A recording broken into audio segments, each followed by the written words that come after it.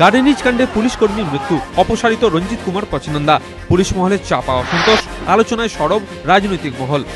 এবার পচনন্দা ইস্যুতে রাজ্য সরকারের বিরুদ্ধে তোপ সিপিএম এর সাধারণ সম্পাদক প্রকাশ কারাটের। তার দাবি, গার্ডেনিজ কাণ্ডে অভিযুক্তদের বিরুদ্ধে ব্যবস্থা না নিয়ে পুলিশ কমিশনারকে সরানো হলো।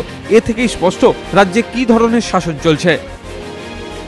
ये अत्यंत दुर्भाग्य की बात है कि खुले दिन दिहाड़े वहाँ एक पुलिस सब इंस्पेक्टर की हत्या हुई है और उस हत्या में जो लोग आरोपित है या शामिल है उसके खिलाफ सख्त कार्रवाई करने के बजाय वहाँ के पुलिस कमिश्नर को हटाया गया है।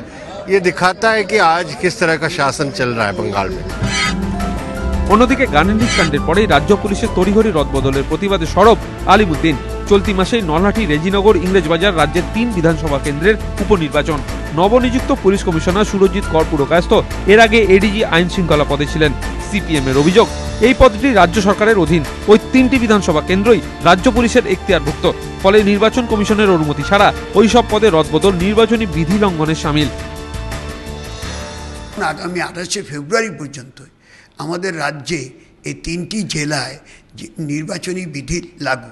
মুখ্যমন্ত্রী যেই পদগুলির রদবদল ঘটালেন তার মধ্যে আছে এডিজি আইন শৃঙ্খলা, ভোটের সাথে খুব গুরুত্বপূর্ণভাবে যুক্ত আছে এডিজি আইবি, নতুন পদ সৃষ্টি করলেন আবার আইজি ল অ্যান্ড অর্ডার। এগুলি যখন করলেন, এগুলি কিভাবে করলেন সেটা আজকে আমরা চিফ ইলেকট্রাল অফিসার সুনীল গুপ্তের কাছে জানতে চাইলাম, এটা কি আপনারা জানেন? তারা বললেন আমরা জানি না। স্বাভাবিকভাবেই আমরা দিল্লিতেও খবর পাঠিয়েছি, যোগাযোগ হচ্ছে। এর আগে ভাঙড় তৃণমূলের বিরুদ্ধে তীব্র আক্রমণ শানিয়েছে সিপিএম।